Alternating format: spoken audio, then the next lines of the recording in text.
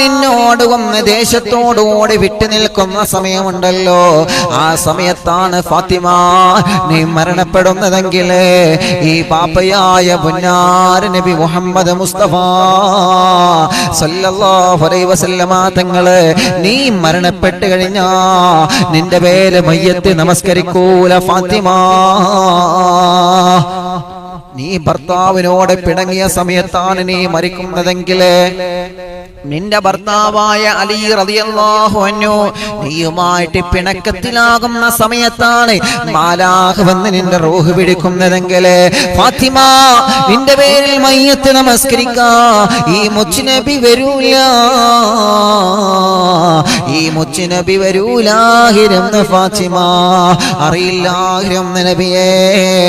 ഭർത്താവിനോട് ഒരു സെക്കൻഡ് പോലെ പിണങ്ങിക്കഴിയുന്നത് അത്രയും വലിയ ഗൗരവമാണെന്ന് എനിക്കറിയില്ല.